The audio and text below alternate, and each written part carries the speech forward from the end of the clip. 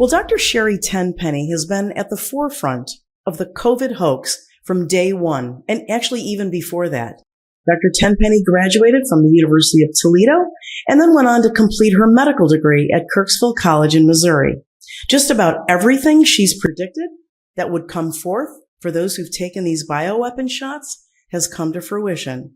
And it's been way too long since she's been on the Dr. Jane Ruby show, even though she's been what I consider a remote mentor of mine, whether she knows it or not. And I'm so excited to welcome her back to the show today.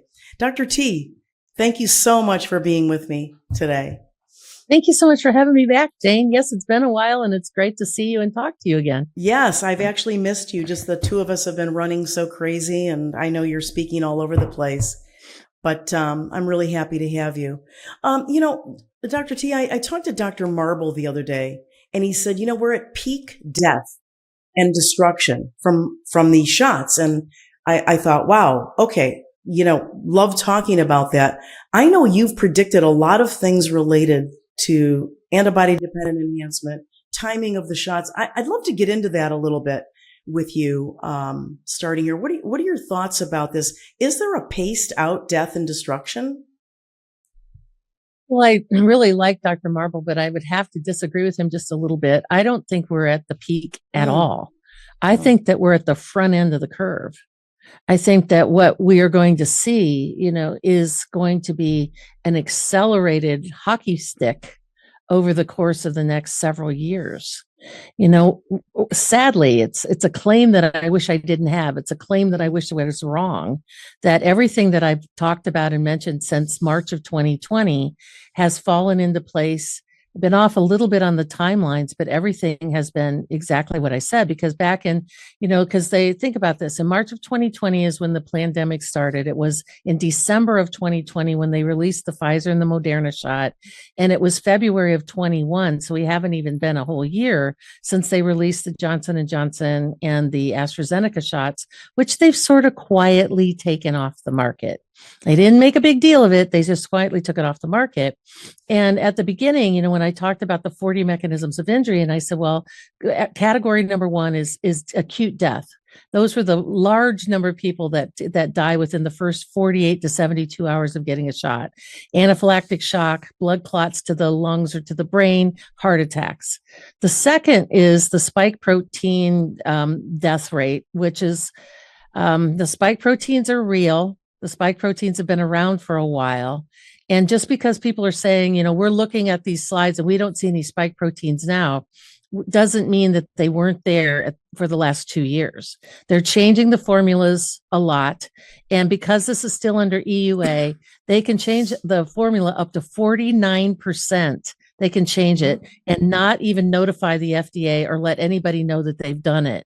So I think that they're changing things all the time. So people are saying, well, this isn't there, and now it's only hydrogel and graphene oxide.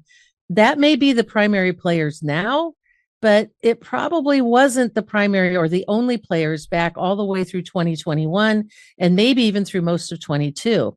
We know that the cardiac deaths are going to they're starting now, that we're seeing all the people that with the sudden deaths that they've come up with this fabricated name called SADS, sudden adult death syndrome for healthy people. And doctors are perplexed that they don't know why people are just dropping over. And that's going to be the next several years, the next 2 to 3 years. And then the antibody dependent enhancement, when after you've created an antibody and you're re-exposed to garden variety coronaviruses, and that is category 3. Mm-hmm. And also the cross reactivity of the antibodies to joints and organs. That's a longer term play, somewhere between 5 and 7 years. And then there's the fourth category that all the miscellaneous things fall into, like the early fetal demise that I know you've spoken about a lot. The long-term deaths in terms of infertility, the cancer rates that are going through the moon. Mm-hmm. I mean, all of those things that all cause mortalities for all the different things, because we know the Pfizer shot has over 1,200 different types of syndromes and diseases and conditions that people can develop. And that's a little bit longer term play. So with all due respect to Dr. Marple, I don't think we may be at peak death right now from what we've seen from the beginning, mm-hmm. but this is not the peak death. This is like the front edge of all the deaths that we're going to be seeing over the next several years. Yeah, I'm inclined to agree with you, especially with the way you just laid it out.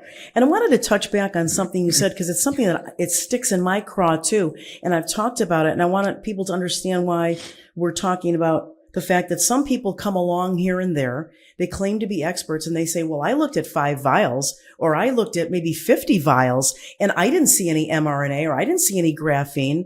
And you really hit the nail on the head with that, because you can't make a comment about the total population when you've only looked at a representative sample. And this is like a red flag to me that people are trying to steer the narrative in a different way. What are your thoughts on why people would even do that? Just incompetence in science, or sort of maybe like sort of work in the narrative in a different direction for another purpose? Well, I think it's not only is it a small sample size to look at 5 or 50 or even 100 vials, you are looking at a sample of vials at a specific point in time.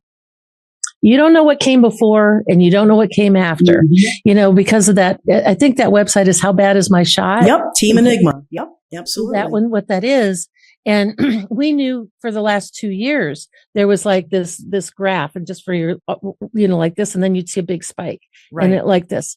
And I said, that was German data. And I said that if you were the good guys, you would see that big spike and go, oh, well, we don't ever want to use that lot number.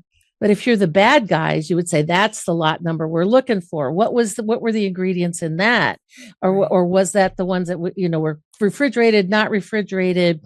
The higher concentrations of SM-102. I mean, more messenger RNA, less. We don't know, because we don't have a package insert.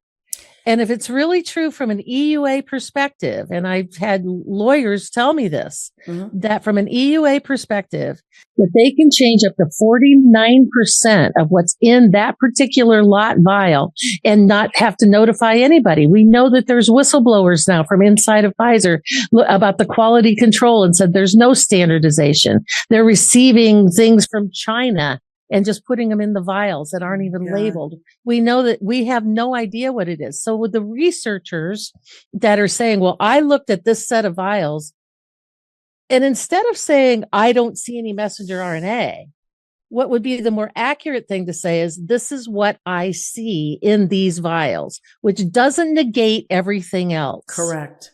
And so the reason why they would do that, I don't know, Jane. I'm telling you, there's so many things inside of this industry. I've been doing this 23 years, and I've seen the good, bad, and the ugly of the circumstances and of people and of different things. And to me, it's like somehow people want to be the hero. I am the one who found all these things. And we're in the middle of a 2 billion person experiment right now. We're still in the middle of the experiment. We don't know what the outcome is going to be. And right now, the whole focus is on hydrogel and graphene oxide and maybe 5G. Well, if we have the same conversation this time next year, it could be something completely different. And so I think the correct thing to say is, where we are right now in this continuum, this is what we are seeing that's causing the problems. That doesn't negate what wasn't there before. And it doesn't say, well, it wasn't about the spike protein or messenger RNA or the polyethylene glycol that we don't hardly ever talk about anymore, or the polyethylene glycol combined with the graphene oxide in the presence of hydrogen, which gives us magnetic charges. And we don't see a lot of videos anymore of people like putting coins on their head. So did they dial that back a little bit? Did they change things?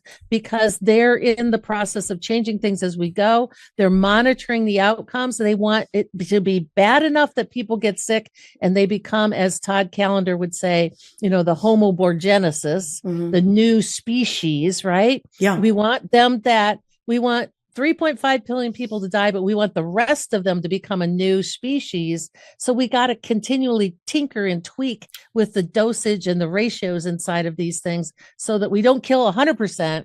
We only kill all at once. Right. And interestingly, you brought up the howbad.info, how bad is my batch. That's the Team Enigma group. And one of the things they found